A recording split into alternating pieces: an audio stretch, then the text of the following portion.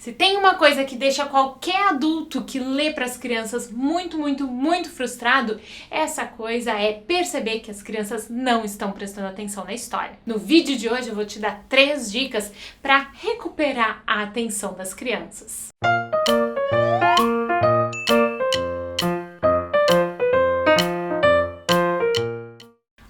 Eu sou a Bel e este é o Conta Outra. Aqui a gente conversa sobre literatura infantil. Aqui nós estamos juntos aprendendo a formar crianças leitoras. Se você está chegando aqui agora, eu quero te convidar a se inscrever no canal e ativar as notificações para ficar sabendo sempre que entrar um vídeo novo por aqui.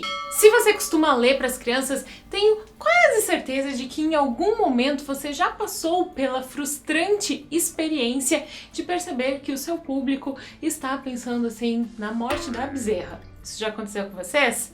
Comigo já aconteceu várias vezes e é assim, muito frustrante. Você está lá, né? Eu, no meu caso, como professora, começando a contar uma história e era uma vez uma menina de chapéu vermelho e aí um bonitinho ali vem e diz: "Ô prof, sabia que amanhã eu vou no mercado com a minha mãe?" E aí, fulano, tá bem, mas vamos lá pra história da menina do chapéu vermelho? Aí vai o outro: "Ô, prof, eu gosto de jogar futebol." E, difícil, né? É bem difícil. Essa é uma situação muito frustrante, mas que é muito comum. E existem algumas coisas que a gente pode fazer para evitar que isso aconteça, ou caso aconteça, para recuperar a atenção das crianças, voltar elas ali para a história, para o foco, né, para aquilo que é o principal. Assim, nem sempre quando as crianças estão, sei lá, olhando para o teto, olhando para alguma outra coisa, ou mexendo em alguma coisinha, significa que elas não estão prestando atenção na história. Elas podem estar ainda te ouvindo e prestando atenção, mas quando elas trazem essas outras conversas, outros assuntos que não tem nada a ver com o que você está falando, aí sim, aí a gente tem certeza de que elas não estão ali com a gente.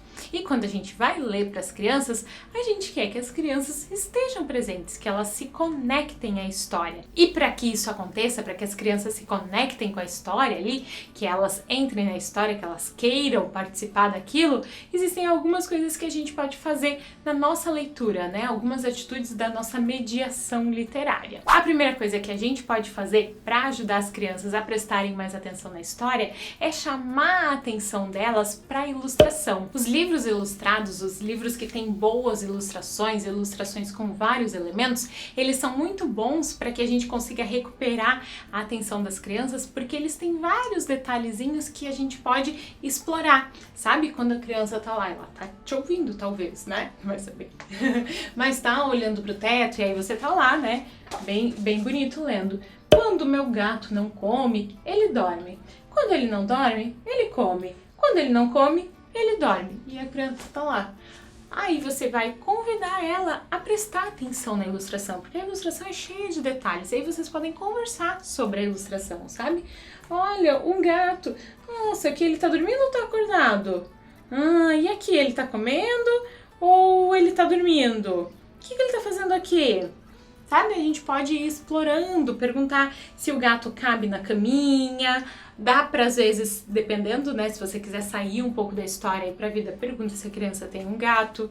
Isso no caso de professor, né? Se você é o pai ou a mãe da criança, você vai saber se ela tem um gato ou não. Enfim, explorar a ilustração é um ótimo recurso para fazer com que a criança se conecte à história. Outra coisa que ajuda muito a fazer com que as crianças estejam mais atentas à história é prestar atenção na modulação da nossa voz. Se a história tem personagens diferentes, é muito interessante que a gente tente criar vozes para esses personagens. Se tem um personagem feminino, uma voz mais fininha. Se tem um personagem masculino, forte, uma voz mais grossa.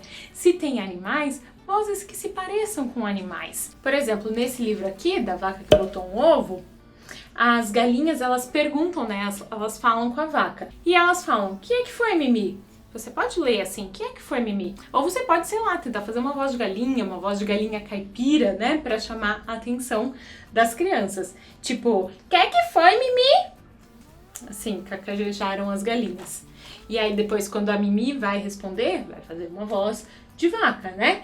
Ela diz aqui: "É que eu não tenho nada de especial." Mas não é assim que vai ler uma voz de vaca, é uma vaca falando, então você vai falar: é que eu não tenho nada de especial.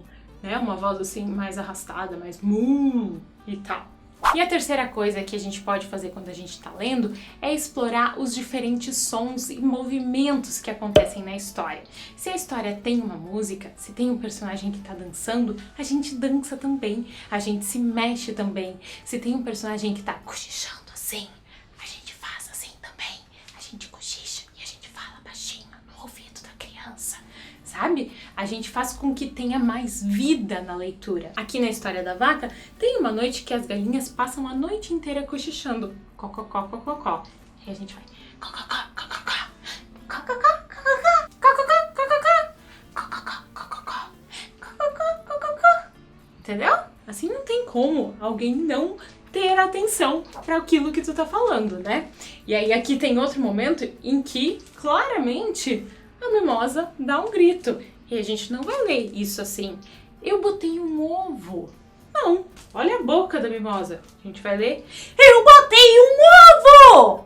Assim, entendeu? Não tem criança distraída que resista a essa cena da Mimosa. Quando a gente está lendo para as crianças, a gente tem que se permitir se divertir, se soltar, ser criativo, fazer essas bagunças assim, porque além, né, de chamar atenção para elas, a gente se conecta muito mais com as crianças e com a história e com a infância, e isso é muito gostoso.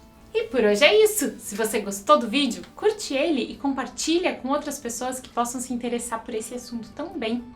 Muito, muito, muito obrigada por assistir o vídeo até aqui. A gente se vê no próximo.